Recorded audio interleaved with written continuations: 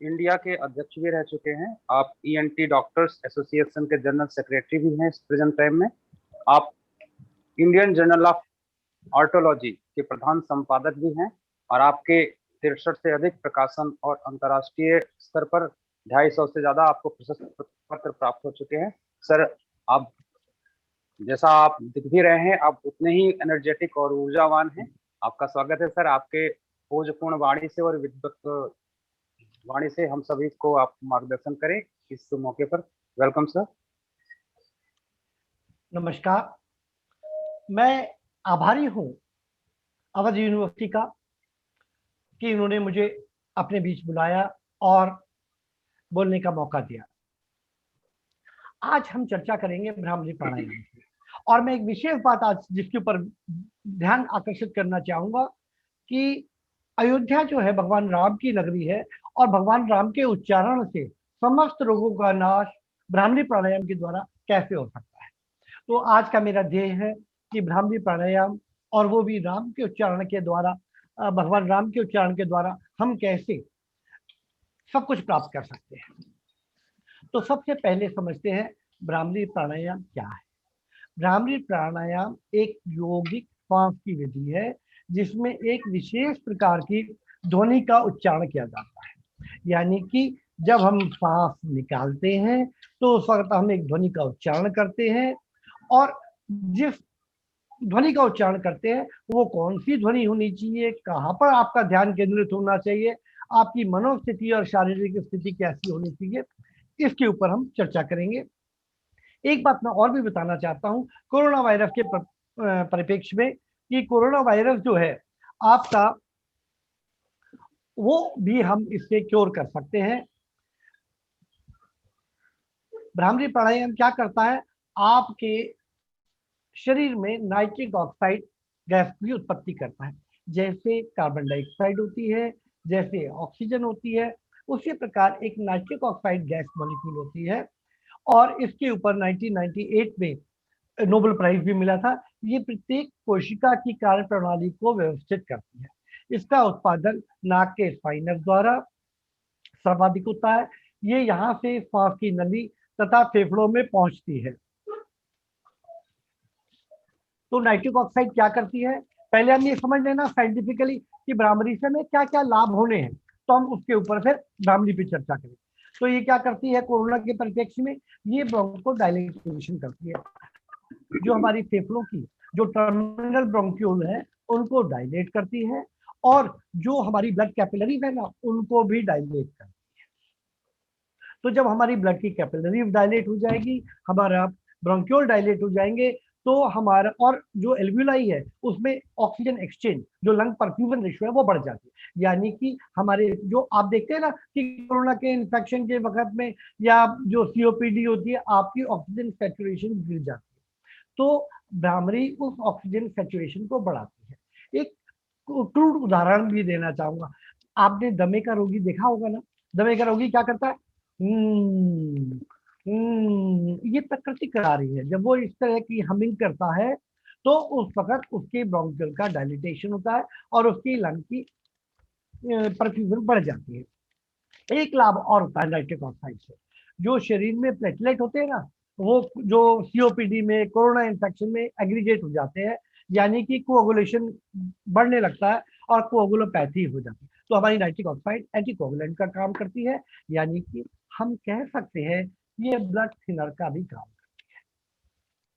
यानी अगर blood thinner का काम करती है तो ये हार्ट अटैक से भी बचाएगी, आर्टरीरियोस्क्लेरोसिस से भी बचाएगी, और हमारे हार्ट की ब्लड सप्लाई को भी बढ़ाएगी। अब हम एक बात और समझ लेते हैं, जब उससे पहले कि हम विज्ञान के ऊपर आए। नाइट्रिक ऑक्साइड का सर्वाधिक उत्पादन नाक से होता है, और नाक के द्वारा सांस की क्रिया से और सूजन से होता है। अधिकांश साधक क्या करते हैं, वो मुंह से ओम का उच्चारण करेंगे। कैसे करेंगे, ओम।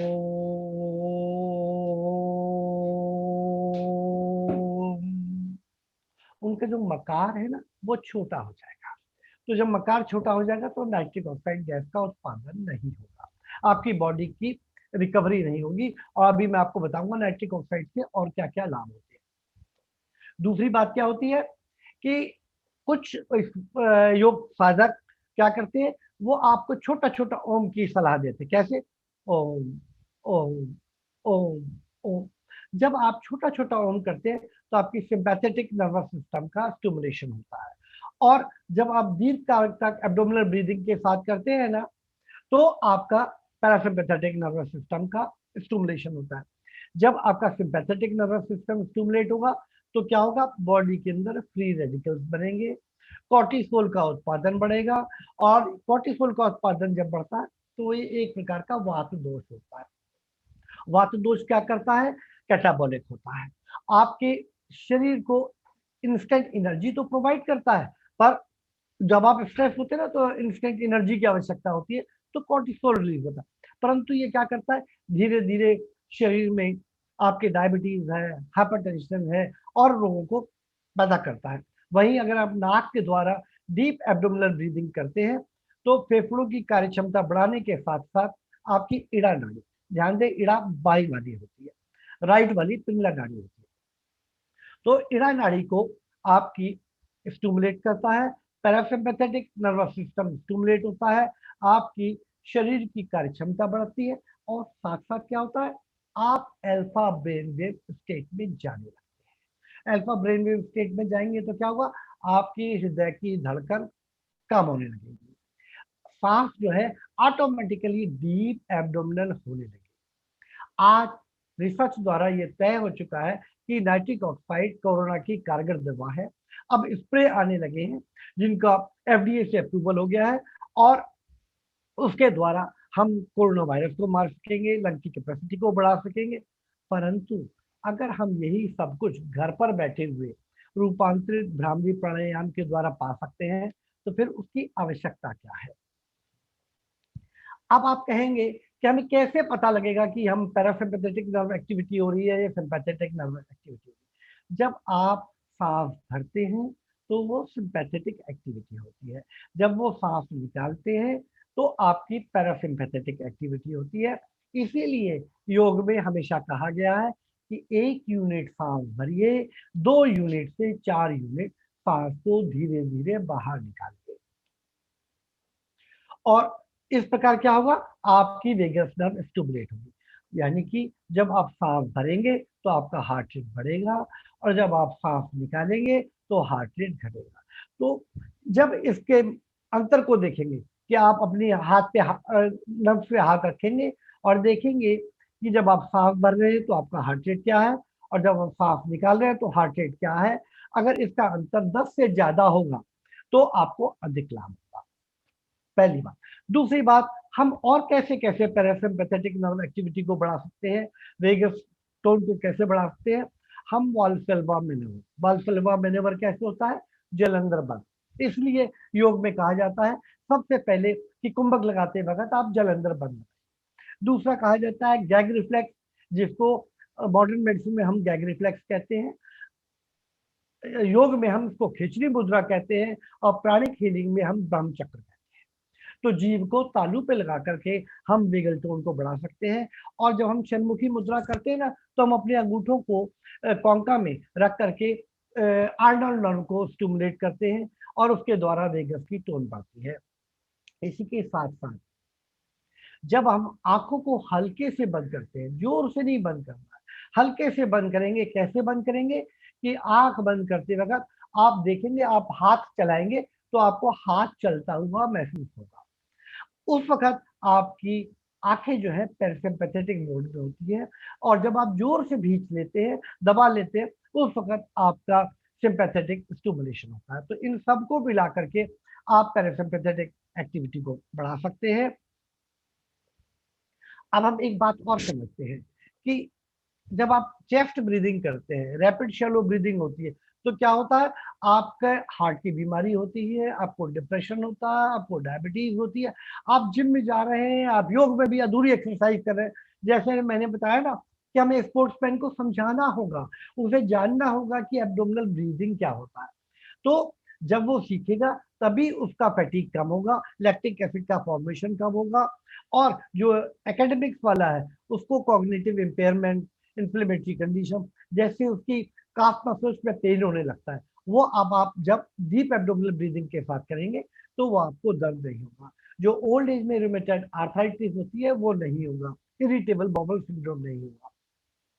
और जैसे ही आप डीप एब्डोमिनल ब्रीदिंग सीखेंगे और डीप एब्डोमिनल ब्रीदिंग की प्रैक्टिस करने लगेंगे, 1 यूनिट सांस लेना, 4 यूनिट सांस को निकालना, और जब आप भ्रामरी करते हैं ना और वायु कुंभक के साथ करते हैं तो वो 20 गुना बढ़ जाता है। और जब 20 गुना शक्ति आपको प्राप्त होगी तो ऑटोमेटिकली सब आपका ठीक हो जाएगा। विशेष बात क्या है, आपका डाइजेस्टिव सिस्टम ठीक हो जाएगा, आपका स्ट्रोक वॉल्यूम हार्ट का अच्छा हो जाएगा, आपका ब्लड प्रेशर ऑटोमेटिकली ठीक हो जाएगा।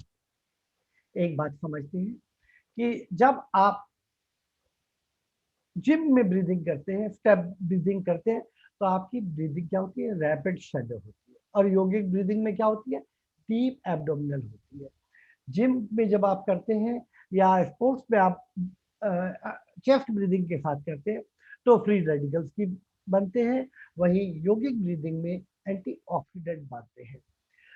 जिम में आपके 2 यूनिट एटीपी बनती है, और जब आप योगिक ब्रीदिंग करते हैं तो 38 यूनिट्स ऑफ एटीपी बनती है, और एटीपी आपकी बॉडी में प्रिपेयर करती है, आपका पूरा शरीर ठीक हो जाता है। जब रैपिड शैलो ब्रीदिंग होती है तो वो वाता होती है, ऑस्टियोक्लास्टिक होती है, और उससे क्या होता है, deformity of telomere, DNA deform होने लगता है, जिसकी वजह से कैंसर होता है, म्यूटेशन होता है, बीमारियां होती है। और वहीं आपकी डीप एब्डोमिनल ब्रीदिंग से, भ्रामरी से सारी रोग ठीक हो जाते हैं। जब आप भ्रामरी करते हैं ना तो ये एक तरीके का शब्द है, आकाश तत्व को, वायु तत्व को जागृत करता है, और 16 गुना नाइट्रिक ऑक्साइड पैदा होती है, और ये पूरे शरीर को चैनलाइज करती है। पोटेंट वेवोडाइलेटर है, यानी कि आपकी ब्लड वेसल्स डायलेट हो जाएंगी, और आपका ब्लड प्रेशर कंट्रोल हो जाएगा, और आपकी टिश्यू में पूरी कोशिका तक ऑक्सीजन और न्यूट्रिएंट पहुंचेंगे। एक बात और बताना चाहता हूँ, हम कहते हैं भस्त्रिका करेंगे, बहुत सारा प्राणवायु लेंगे, ऑक्सीजन लेंगे, ऑक्सीजन के साथ साथ ऑक्सीजन का आपकी कोशिका तक पहुंचना आवश्यक है, और जब वो कोशिका तक पहुंचेगी तभी लाभ होगा। इसके लिए कार्बन डाइऑक्साइड की मात्रा का ऑप्टिमाइज होना आवश्यक है। कार्बन डाइऑक्साइड क्या करती है, आपकी ब्लड वेसल्स को और डायलेट करती है, और जो रेड ब्लड सेल्स है ना उनकी मेलिबिलिटी को बढ़ाती है, वो टर्मिनल कैपिलरीज तक जाकर के आपके एंड में जाकर के ऑक्सीजन की डिलीवरी सुनिश्चित करती है। तो इस प्रकार हम करेंगे। एक और बहुत महत्वपूर्ण बात बताना चाहता हूं कि प्राणिक हीलिंग की बात की जाती है, तो प्राणिक हीलिंग में क्या होता है, प्राण विद्या का प्रयोग हम करते हैं, प्राण के माध्यम से प्राण को भेद कर प्राण के संचार के द्वारा उपचार किया जाता है। यानी कि आप पर्टिकुलर डेस्टिनेशन पर, पर्टिकुलर स्थान पर आप अपनी ऊर्जा को स्थापित करते हैं, और इसके लिए क्या करना है, आपको कमांड देना और विजुलाइज होना देखना आवश्यक है। योग में सबसे सबसे और सबसे आवश्यक है कमांड देना और उसको विजुलाइज होते देखना। तो आपको जब भी प्राणायाम करेंगे तो उसके लिए एक बात आवश्यक, जो बेसिक बात है, जो बहुत कम बताई जाती है, वो क्या है कि आपके दोनों सुर समान रूप से चल रहे हैं। जब तक आपके दोनों सुर नहीं चल रहे हैं तब तक आप ना अनुलोम विलोम कर सकते हैं, ना कुंभक कर सकते हैं, आपको कुछ भी नहीं करना। तो सबसे आसान तरीका क्या है, आप 10 मिनट की दौड़ लगा लीजिए, 10 मिनट की हॉट एक्सरसाइज कर लीजिए, वार्मिंग कर लीजिए। नहीं करना है तो क्या करना है, योग में क्या बताया गया है, पादाधीर आसना। पादाधीर आसना में क्या होता है, आप वज्र आसन में बैठेंगे और दोनों हाथों को आप इस प्रकार अपने आर्म पिट में अंदर डाल करके अंगूठा बाहर निकला रहेगा, ध्यान दें, ठीक है ना। तो और आपको पूरी शक्ति चाहिए तो क्या करेंगे, आप अपने अपोजिट हाथों में, ध्यान दें दाहिना हाथ बाहर रहेगा, ठीक है ना। तो आप इस प्रकार बैठ जाएंगे और डीप एब्डोमिनल ब्रीदिंग करेंगे, ठीक है ना। डीप एब्डोमिनल ब्रीदिंग करेंगे, औसत रूप से आपकी 2 मिनट के अंदर आपके दोनों नॉस्ट्रिल खुल जाएंगे। और अगर आपकी खाली एक नाक बंद है तो क्या करेंगे, आप ऑपोजिट साइड पे जो है आर्म पिट में अपना हाथ ले जाकर के, इप्सिलेटरल हाथ ले जाकर के इसको करेंगे तो आपके दोनों नाक खुल जाएंगे। ये बात आप समझ लें कि पादाधीर आसन या वार्मिंग एक्सरसाइज करना प्राणायाम से पहले आवश्यक है। अब हम बात समझते हैं नाड़ी के ऊपर। देखिए 12 नाड़ियां होती हैं, जिसमें से 3 मेन होती है, ईड़ा नाड़ी, पिंगला नाड़ी और सुषुम्ना। ईड़ा नाड़ी क्या करती है, वो बाएं की तरफ के मूलाधार चक्र से आकर के सब की तरह जाती हुई आपके अजना चक्र पर बाईं तरफ ही होती है, इसलिए जो बाईं तरफ है आपका वो ईड़ा नाड़ी है, यानी कि बायां नॉस्ट्रिल आपका ईड़ा नाड़ी है। और पिंगला नाड़ी क्या करती है, आपके मूलाधार चक्र से आकर के सपटाई घूमती हुई आपके राइट अजना चक्र पर समाप्त होती है, और इसलिए राइट नॉस्ट्रिल जो है वो आपका पिंगला नाड़ी है। और सुषुम्ना क्या होता है, मूलाधार चक्र से आकर सहस्त्रार चक्र तक जागृत होती है। एक बात आपको बहुत इंपॉर्टेंट पहले ही बता दो, क्या क्या है, श्वास की गति का विक्षेप ही प्राणायाम है। वायु अभ्यंतर विक्षेपी प्राणायाम के बारे में महर्षि पतंजलि ने सबसे ज्यादा जोर डाला है, यानी कि जब आपकी सांस रुक जाती है उस वक्त ही सुषुम्ना जागृत होती है। जब आप सांस भरेंगे तो आपकी ईड़ा नाड़ी जागृत होगी, जब आप सांस बाहर जब आप सांस भरेंगे तो आपकी पिंगला नाड़ी जागृत होगी, जब आप सांस निकालेंगे तो ईड़ा नाड़ी जागृत होगी, और जब आप सांस को रोक लेंगे तो आपकी सुषुम्ना जागृत होगी। और सर्वश्रेष्ठ सुषुम्ना जागृत करने के लिए क्या करना, आप वायु कुंभक में चले जाए। और देखिए षण्मुखी मुद्रा की बात की गई है कि भ्रामरी प्राणायाम को षण्मुखी मुद्रा में करना है। कब षण्मुखी मुद्रा में करना है, जब आप जो है प्रत्याहार और धारणा से ऊपर उठ जाएंगे, जब आपको प्राणायाम सिद्ध हो जाएगा। आपको षण्मुखी मुद्रा कब लगानी है, षण माने होता है 7, यानी कि 7 में क्या हुआ, 2 नाक के सुर, 2 आंखें, 2 कान और 1 मुंह। ये सातों को आपको बंद करना है। ये सातों मुंह को आपको बंद करके आपको जो अंदर से मिस्टिकल साउंड है, आपके अंदर से जो नाद आ रहा है वो सुनना है। और वो जो भ्रामरी अंदर से आ रही है ना, जो ओम का उच्चारण आ रहा है आपके अजना चक्र पर ध्यान करते वक्त, भ्रामरी समाप्त होने के बाद वायु गुंबद, वो असली भ्रामरी है। और उस वक्त क्या होगा, प्रिडोमिनेंटली आपके राइट ईयर से साउंड आएगी। एक बात और बताना चाहता हूँ, ध्यान की प्रैक्टिस नहीं की जाती है। ध्यान तो एक स्टेट है जो प्रत्याहार और धारणा के बाद आता है। तो अब हम रोग से मुक्त होना चाहते हैं, हम जीवन में उन्नति करना चाहते हैं, तो एक बात बता दो, प्राण कहाँ पे उत्पत्ति होती है, प्राण की उत्पत्ति होती है मूलाधार चक्र में, और ये आपके मणिपुर चक्र में संचित होता है। और इसलिए मणिपुर चक्र बहुत विशेष है, और इसको हम अजना चक्र से रिलीज करते हैं और पूरे शरीर में उसका वो संचालन होता है। चक्र की बात आई तो चक्र क्या होते हैं, ये एक वर्लपुल की तरह होते हैं जो सब्टल एनर्जी को, हमारे प्राण की एनर्जी को स्पेसिफिक एरिया में कंट्रोल करते हैं। और भ्रामरी के द्वारा, बीज मंत्र के द्वारा, फोकस कंसंट्रेशन के द्वारा हम विजुअलाइज करके, कमांड दे करके उस चक्र को हम जागृत कर सकते हैं। तो आइए हम भ्रामरी समझने से पहले हम समझें कि अलग अलग चक्र पर हम कैसे भ्रामरी करेंगे। अगर हम मूलाधार चक्र पे धारण करते हैं, जिसको पार्थवी धारण कहते हैं। मूलाधार चक्र कहाँ होता है, आपके पेरिनियम में, स्क्रॉटम और एनएफ के मध्य में, बेल में होता है। और जो महिला का गर्भ होता है ना, यूट्रस, उसके सर्विक्स में होता है। और ये जो है ना आपकी सुगंध से भी स्टिमुलेट होता है। ये 4 पेटल का डीप रेड कलर का होता है। क्यों बता रहा हूं, क्योंकि आपको इसकी धारणा करनी है। पृथ्वी तत्व की धारणा करने के लिए 4 पेटल का वो है, और इसका बीज मंत्र लंब है, और फ्रीक्वेंसी कौन सी है, सा है। तो आपको कैसे करना है भ्रामरी, मैं आपको बता रहा हूं।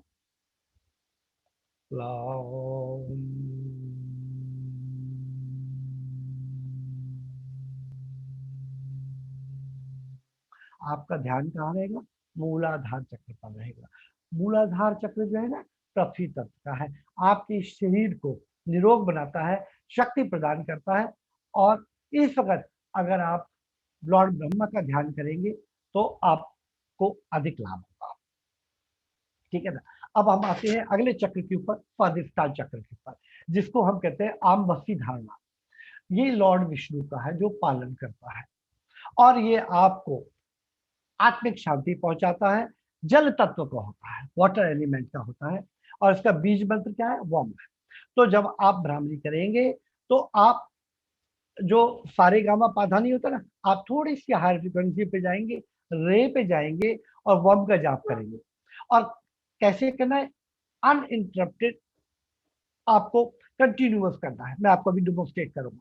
आप इस पर क्या करना है, आपको 6 पेटल का ऑरेंज कलर का कमल की कल्पना आपको करनी है। इस वक्त अगर आप जीभ को तालू पे लगाएंगे, क्यों लगाएंगे, क्योंकि ये चक्र जो है जीभ से, टेस्ट से आपके संबंधित है।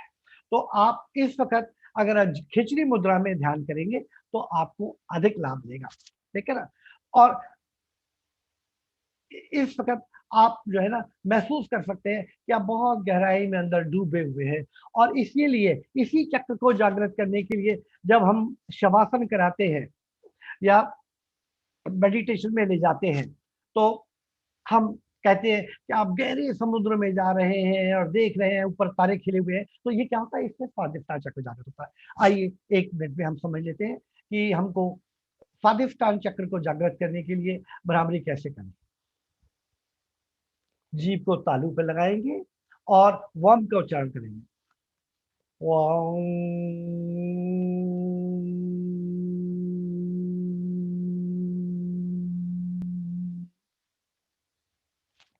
अब हम मणिपुर चक्र के बारे में समझते हैं। मणिपुर चक्र के जो देवता है रुद्र देवता है, और ब्राइट येलो कलर की 10 पेटल्स का बना हुआ होता है और नाभि में होता है। और इसका मंत्र क्या है, राम। जब आप राम का उच्चारण करते हैं ना, परंतु इसको कब कह रहे हैं, जो हम संगीत में गा का करते हैं ना, गा, ये आपकी फ्रिक्वेंसी होगी। और आपका ये आपकी दृष्टि से जुड़ा हुआ है। ये आपके डाइजेशन को इम्प्रूव करता है, फूड मेटाबॉलिज्म को इम्प्रूव करता है, गैस्ट्रिक जूसेस को, पैनक्रियाज को, गॉल ब्लैडर को करता है। और क्या करता है, जो आपके शरीर में एब्जॉर्प्शन ऑफ न्यूट्रिएंट्स है, मिनरल्स है, वाइटामिन है, उनको बेटर करता है। और ये साथ साथ एड्रिनल ग्लैंड को भी करता है, जिसकी वजह से आपका कॉर्टिसोल का रिलीज ऑप्टिमाइज हो जाता है।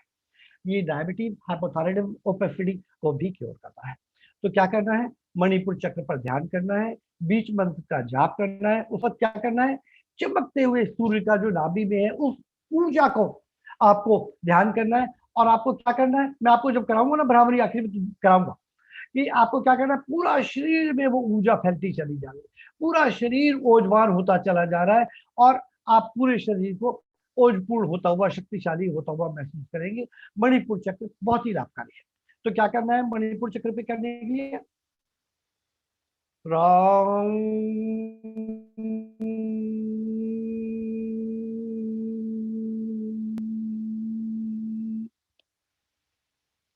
अब हम आते हैं अनाहत चक्र के ऊपर। अनाहत चक्र क्या होता है, सर्दम के पीछे होता है। अनाहत का मतलब होता है अनस्ट्रक्ट, यानी कि वो ध्वनि जो अपने आप पैदा हो रही है। और हृदय की जो आवाज होती है, मैंने गलती बोल दिया, गति नहीं, आवाज, जो ध्वनि बगैर स्ट्राइक किए हुए पैदा हो रही है, वो अनाहत है। और ये सिर्फ हृदय से पैदा होती है। और जब आप वाही कुंभक में जाते हैं ना, जब आप समाधि में जाते हैं ना, तो आपको यह अनाहत नाद सुनाई देने लगता है और आप आनंदित होने लगते हैं। और षणमुखी मुद्रा के साथ करते हैं तो आपको अजना चक्र के माध्यम से ओम का उच्चारण सुनाई देता है। ये आपकी सिद्धि प्राप्त होने के बाद होता है। ये वायु तत्व का है, एयर एलिमेंट का है। और इससे क्या होता है, आप मन शांत हो जाता है। और ये कब भी जागृत होता है, जब आप सामने वाले को माफ करने की ताकत, सामने वाले से जेलसी खत्म करके अनकंडीशनल लव में जाते हैं। यानी कि जब आप पावर ऑफ फॉरगिवनेस पैदा करते हैं, आप अनकंडीशनल लव, वसुदेव कुटुंबकम की भावना लाते हैं, तो अनाहत चक्र स्वतः ही एक्टिवेट हो जाता है। ये और कैसे होता है? टच के द्वारा। टच कैसे होता है? स्पर्श। वायु कैसे होती है? स्पर्श के द्वारा आपको महसूस होती है, हाथों के द्वारा महसूस होती है। इसका मूल मंत्र क्या है? यम। तो और इसको जब आप प्योरीफाई कर लेते हैं ना चक्र, तो आपको आकाश गमन की शक्ति प्राप्त हो जाती है। इससे respiratory disorder, cardiac disorder, heart और लंग की सारी बीमारियां ठीक होती है। और आप जब इसको सिद्ध कर लेते हैं ना, तो आप अपने हृदय में एक चमकता हुई सितारे जैसी रोशनी, जिसको हम जीवात्मा कहते हैं, वो आप महसूस कर सकते हैं। इसकी ब्राह्मणी की जो वो है ना, यम जो है, वो फ्रीक्वेंसी माघ से आएगी। और माघ शब्द इसीलिए हर धर्म में जो माँ कहा गया है, मदर के लिए यूज किया गया है, वो माँ किया गया है, क्योंकि जब जब आप माँ का उच्चारण करेंगे, जब जब आप माँ को याद करेंगे, जब जब आप माँ को सिंबलाइज करेंगे, तो आपका अनाहत चक्र जागृत होगा। और इस प्रकार आप अनाहत चक्र को जागृत कर सकते हैं। विशुद्धि चक्र का जो मंत्र है, वो देवता है, वो सदाशिव है। आपकी थ्रोट पिट, यानी कि जिसको हम सुप्राग्लॉटिक स्पेस कहते हैं, वहां पर होता है। ईथर एलिमेंट होता है। और ये आपके जो सबसे इंपॉर्टेंट है, आकाश तत्व। आकाश तत्व पे सबसे कम चर्चा की जाती है। ये हमारा लास्ट ऑर्गन हमने मॉडर्न मेडिसिन में इसको माना है। ये क्या है? Interstitial tissue. इंटरस्टिशियल टिश्यू क्या होता है? ये ऑर्गन क्या होता है? जो कोशिका के बीच में, जो एक ऑर्गन से दूसरे ऑर्गन के बीच में जो स्पेस होता है ना, उसको इंटरस्टिशियल टिश्यू कहते हैं। यहीं पर ही लिम्फाइड फ्लो होता है।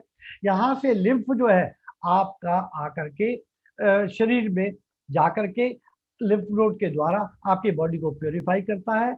और आपके पूरे बॉडी के टॉक्सिन इसी के द्वारा निकलते हैं। रोग मुक्त होने के लिए इसी का लाभ होता है। और इसीलिए कहा गया है कि अभ्यंगम और उपवास दोनों के द्वारा आपका आकाश तत्व बढ़ता है।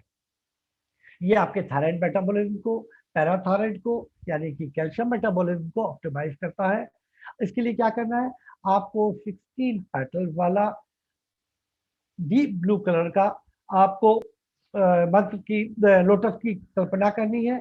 बीज मंत्र हम है। और आपको किस पे जाना है? आपको पा के ऊपर जाना है। पा शब्द जो है, पा की फ्रीक्वेंसी पे जाना होगा। और उस पे आप जाके हम को का उच्चारण करेंगे और दीर्घ काल तक लंबा करेंगे। ये क्या करता है? आपकी कानों की सुनने की क्षमता को भी और आवाज को भी बढ़ाता है। ठीक है ना? और इसीलिए जो है, इसको बहुत इंपॉर्टेंस है। और जब आपको एक बात और बता दूं, अगर आप हाइपोथायराइडिज्म के रोगी हैं, तो आप ना पे जाए, ना तक जा सकते हैं। म्यूजिक की जो ना है ना, नी तक जा सकते हैं। और अगर आप हाइपरथायराइडिज्म के रोगी हैं, तो आप सा पे ही रुक जाए। तो इस प्रकार आप हाइपर और हाइपोथायराइडिज्म दोनों को भ्रामरी प्राणायाम के द्वारा ठीक कर सकते हैं। और इस वक्त जब आप भ्रामरी खत्म होगी ना, उस वक्त आप वाही कुंभक में जाएंगे। उस वक्त आपको क्या कम नहीं, मैंने कहा था ना कि आपको इसमें कमांड देना और विजुलाइज होते हुए देखना आवश्यक है। तो क्या आपको कमांड देके विजुलाइज करना है? आपके सहस्रार चक्र से अमृत जो है, नेक्टर जो है, वो आ रहा है। और ब्रह्म चक्र, यानी ब्रह्म चक्र कहाँ होता है? तालु में, हार्ट पैलेट के बी ऊपर एकदम। वहां से ब्रह्म चक्र से आपके गले में अंदर आ रहा है। और आप उसकी मिठास को, उस अमृत को, उसकी दिव्यता को महसूस करेंगे। और आप उस वक्त आप इंट्रोस्पेक्शन में, अंदर खोने में, आप भाव रहित होने में, और भाव रहित होने में, शून्य में जाने में आपको लाभ मिलेगा। इसी प्रकार अजिना चक्र पर आप, अजिना चक्र कहाँ होता है? पीनियल ग्लैंड, जो दोनों सेरेब्रल हेमिस्फीयर मिड ब्रेन के बीच में, दोनों आईब्रो की गहराई में अंदर होता है। और ये कैसा होता है? दो सिल्वर पेटल का होता है। और बाई तरफ इड़ा नाड़ी को संचालित होती है और दाहिनी तरफ पिंगला नाड़ी संचालित होती है। इसका बीज मंत्र क्या है? ओम है। और हम फ्रीक्वेंसी क्या करेंगे? इसकी धा की फ्रीक्वेंसी के ऊपर जाएंगे। ठीक है ना? और धा की फ्रीक्वेंसी के ऊपर हम ओम का उच्चारण करेंगे, तो हमें इसकी अजना चक्र की, पीनियल ग्लैंड की, यानी कि हमारी पीनियल ग्लैंड की पिट्यूटरी एड्रिनल एक्सिस, जो हमारी पीनियल ग्लैंड से पिट्यूटरी से एड्रिनल एक्सिस है, वो ऑप्टिमाइज होगी और पूरे बॉडी के हार्मोन पूरी बॉडी को संचालन जैसा हम चाहते हैं वैसा कर सकते हैं। हम अजना चक्र पर ध्यान करेंगे। जैसा मैंने पहले बताया ना, आँख को आप हल्के से बंद करेंगे, ऐसे बंद करेंगे कि आप एक दिव्य ज्योति को महसूस करें। कैसी होगी? जो दो तरह की होती है। एक तो आप जब अजरा चक्र पर ध्यान रखेंगे तो वो वायलेट कलर की हो। कैसी लाइट होगी? वो वायलेट कलर की होगी। परंतु जब आप अजरा चक्र से अंदर चले जाएंगे, पीनियल ग्लैंड का जो कलर होता है वो डस्टी ब्राउन होता है। तो आपको जो रोशनी है वो आपको डस्टी ब्राउन कलर की, जैसा धुंधला आकाश में दिखता है ना, उस प्रकार की आपको धुंधली सी डस्टी ब्राउन कलर की लाइट दिखाई देगी। और ये कब दिखाई देगी? जब आप धीरे धीरे अपना वायु कुंभक को बढ़ा लेंगे। और भ्रामरी से धीरे धीरे क्या होगा? आप आधा मिनट से प्रारंभ करेंगे और 6 महीने के अंदर आप 3 मिनट पे जा सकते हैं। 3 मिनट से में क्या होगा? 10 सेकेंड आपका पूरक होगा, 1 मिनट का 40 सेकेंड का रेचक होगा भ्रामरी के साथ, और आपका 1 मिनट से 1.5 मिनट 2 मिनट का धीरे धीरे आप बढ़ाते चले जाएंगे, वो वायु कुंभक होगा। और जब वायु कुंभक में होगा तो विकृति का भाव आएगा। और महेश योगी जी ने इसके ऊपर बहुत चर्चा करी है और कहा कि उड्डयन का जो है वो इसी से बना है। और आपका शरीर इतना हल्का हो जाता है, इतना लाइट हो जाता है कि आप महसूस करते हैं कि आप जो है उड़ने लगे हैं, आप हल्के होने लगे हैं। तो आप अपने उसके अनुरूप उसका कर सकते हैं। नाइट्रिक ऑक्साइड पूरे शरीर को संचालित करती है। कार्बन डाइऑक्साइड का होना आवश्यक है। मैं टेक्निक बताने से पहले भगवान कृष्ण ने जो 5वें अध्याय के 27वें 28वें श्लोक में कहा है, स्पर्शान कृत्वा बहिर्बाह्यान चक्षुश्चैवांतरे भ्रमो प्राणापानो समो कृत्वा नासाभ्यंतर चारिणो यतेन्द्रिय मनोबुधिर मुनि मोक्ष परायणा वित्तेच्छा भय क्रोधो यह सदा मुक्त एवं है। अर्थात आप नाक से स्वर, दोनों नाकों से स्वर को सांस को लेते हुए अपने भावों को बाहर ही छोड़ते हुए, कहीं कोई विचार नहीं, कोई भाव नहीं, इसलिए मैं पसंद करता हूं कि आप शून्य मुद्रा में भ्रामरी को करें। जब आप शून्य मुद्रा में करते हैं तो आपको भाव रहित होने में, शून्य में जाने में, विरक्ति के आने में अधिक लाभ मिलता है। और उस वक्त आप जो है समस्त दोषों से नाश होता है और आपकी क्षमता बढ़ती है। तो आइए हम समाप्त करते हुए भ्रामरी प्राणायाम की विधि को समझेंगे। आप किसी भी आसन में, सुखासन में, पद्मासन में, कुर्सी पर या बेड के किनारे बैठ करके शांत होते हुए कर सकते हैं। परंतु इस योग में जो सबसे आवश्यक है, आपकी चित्त वृत्ति का शांत होना। आप शांत होते हुए कमांड देंगे, मैं शांत हूँ, मुस्कुराएंगे, कोई भाव नहीं, कोई विचार नहीं, आप कमांड देंगे। आप जो ब्रेन को कमांड देंगे ना, जो भी पॉजिटिव कमांड है वो 10 बार देंगे, और नेगेटिव कमांड कभी भी जीवन में मत। तो क्या करना है? सुखासन में बैठना है, 30 गर्दन सीधी रखनी है, गहरी लंबी सांस को नाक के द्वारा पेट में भरना है, उसके बाद छाती में भरना है, उसके बाद क्लैविकल में भरना है। ठीक है ना? तो जीभ को मैंने बताया था ना, खेचरी मुद्रा वाला, जीभ को तालू पे लगाना है, जबड़ों को ढीला छोड़ना है, और अधिक गुंजन के लिए, इको के लिए आपको गालों को फुलाना है। और आपको सांस को जो है ना, वो गालों की तरफ जब आप डाइवर्ट करेंगे ना, तो आपका रेचक स्वतः लंबा हो जाएगा। क्या करेंगे? जब आप सांस को गालों की तरफ ले जाएंगे तो आप रोटेट करेंगे अपनी सांस को, मुंह के द्वारा वापस निकालेंगे नाक में, तो इको करेंगे, तो अधिक दिन तक आप रेचक कर पाएंगे। और आप क्या करना है? दोनों आंखों के मध्य में हल्के से आप ध्यान लगाएंगे। कैसे लगाएंगे? आंखें खुली रहेंगी, पलकें बंद रहेंगी, यानी कि आप आंख हल्के से बंद करके आंखों से देखेंगे तो आपको हाथ चलता हुआ महसूस होगा। ठीक है ना? फिर से मुस्कुराएंगे और निरंतर एक ही फ्रीक्वेंसी की, एक ही तरंग की, बगैर ध्वनि टूटी हुई आप हमिंग करेंगे, भ्रामरी करेंगे। और इस वक्त क्या करना है, आप अपने इष्ट देव का ध्यान करेंगे, उससे आपकी शक्ति बढ़ेगी। और आप जिस चक्र को जागृत करना चाहते हैं उस इष्ट देव का ध्यान कर सकते हैं या उसके अनुरूप आप कर सकते हैं। और आपको निरंतर मस्तिष्क, शरीर, आत्मा को कमांड देना है कि मेरा पूरा शरीर ऊर्जावान हो रहा है, या आप जो प्राप्ति चाहते हैं। और जब आप भ्रामरी करेंगे ना, तो आप पूरे शरीर को अपना आभा मंडल महसूस करेंगे, ऊर्जावान होता हुआ महसूस करेंगे। जब तक आप अपने शरीर को ऊर्जावान होता हुआ महसूस नहीं करेंगे, आप अपने शरीर में नव शक्ति का संचार नहीं महसूस करेंगे, जब तक अजनय चक्र से आप अपना ईश्वर का संबंध, आप अपनी ज्योति, दिव्य ज्योति को नहीं महसूस करेंगे, पूरे शरीर में ऊर्जा को आता हुआ महसूस नहीं करेंगे, तब तक आपका भ्रामरी प्राणायाम का कोई लाभ नहीं होगा।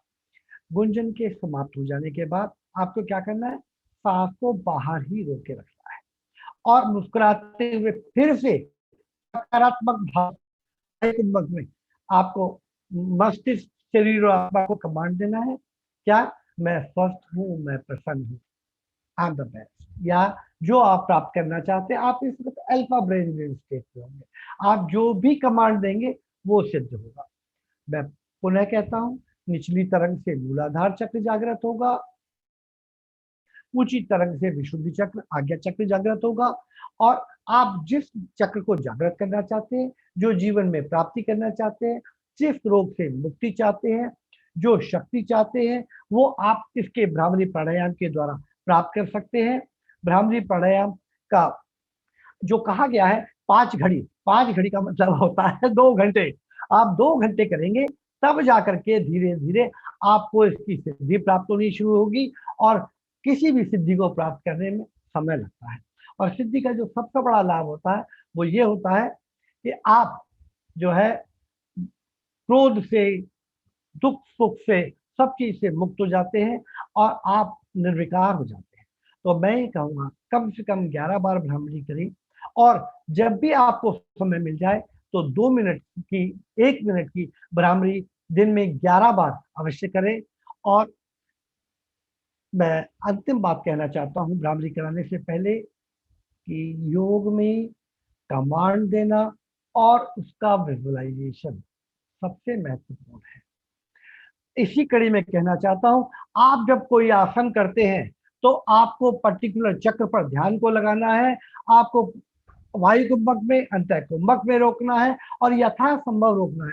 ये नहीं है कि सूर्य नमस्कार की आपने जिम वाली, सर्कस वाली एक्सरसाइज कर ली कि मैं 100 बार सूर्य नमस्कार कर सकता हूं। जो साधक है उसको सूर्य नमस्कार करने में कम से कम 11 से 12 मिनट लगने चाहिए, क्योंकि वो हर आसन में 1 मिनट तक उसको रोकना चाहिए और उस बीज मंत्र का जाप करना चाहिए और उसको भाव रहित होते हुए उसमें डूब जाना चाहिए।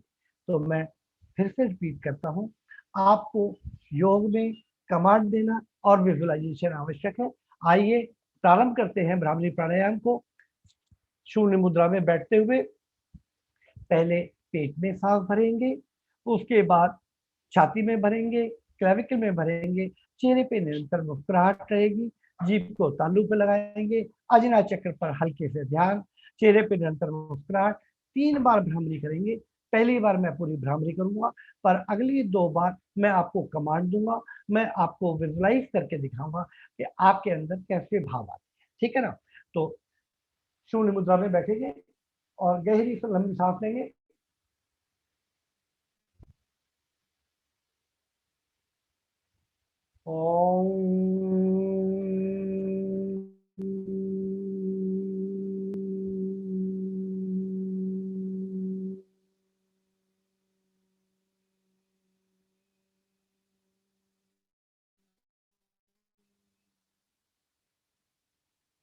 वायु कुंभक में सांस रुकी हुई, कमांड दें, मैं भाव रहित हूं, मैं सुख दुख लाभ हानि यश अपयश से मुक्त हूँ, मैं प्रसन्न हूँ, मैं स्वस्थ हूँ, मैं स्वस्थ, स्वस्थ। पुनः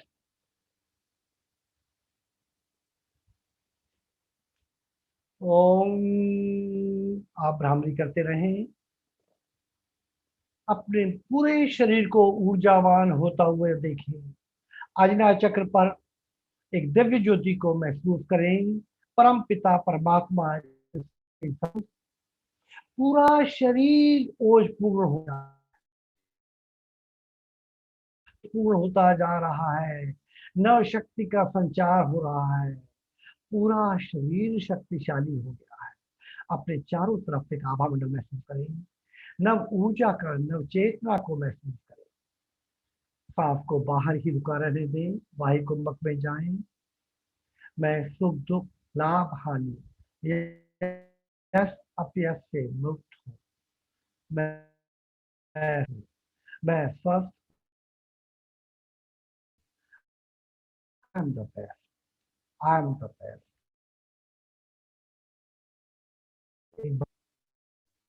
ओम।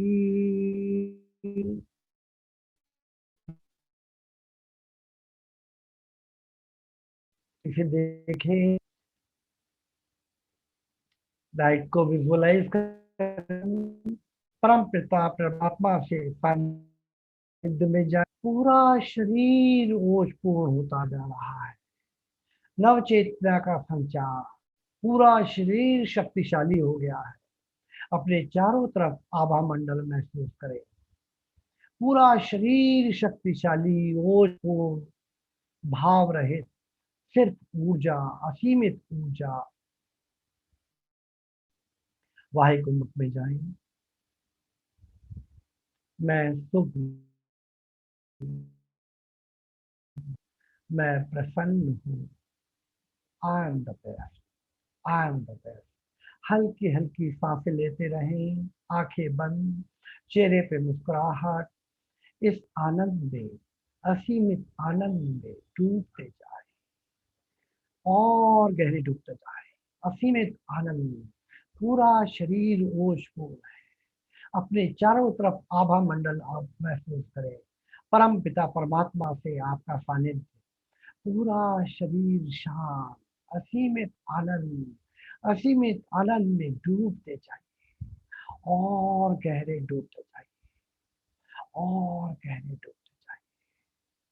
असीमित आनंद, असीमित आनंद, असीमित आनंद।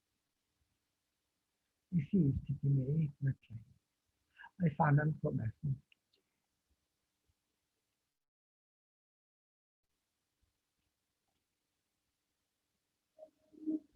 मैं अवध यूनिवर्सिटी का और आयोजकों का हृदय से आभार हूँ कि उन्होंने मुझे इस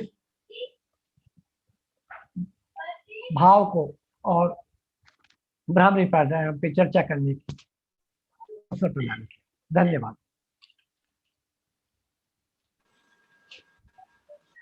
बहुत बहुत आपने बहुत ही साइंटिफिक तरीके से और बहुत ही प्रैक्टिकली रूप से जितने भी प्रतिभागी, जितने भी लोग जुड़े हुए हैं, मित्रता जुड़े हुए हैं, उनको अपने इस भ्रामरी प्राणायाम के माध्यम से और इसके हर एक पहलू को, वैज्ञानिक पहलू को, आध्यात्मिक पहलू को, हर एक पहलू को टच करते हुए इसके बारे में बताया। बहुत ही अच्छा लगा, बहुत ही आनंद आया। तो सर, अगले सत्र के लिए मैं प्रोफेसर सर से अनुरोध करता हूँ कि सर नेक्स्ट सेशन के लिए। मैं डॉक्टर तनेजा जी को तहे दिल से, हृदय की अंतश्चेतना से भूर भूर प्रशंसा के साथ धन्यवाद और आभार अर्पित करता हूं। और इसी तरह आप अपना जो ये श्रेष्ठ ज्ञान का भंडार है, जो विज्ञान और योग का संयुक्त रूप है, ये देखने को कम मिलता है। एकाकी स्वरूप बहुत मिलता है, लेकिन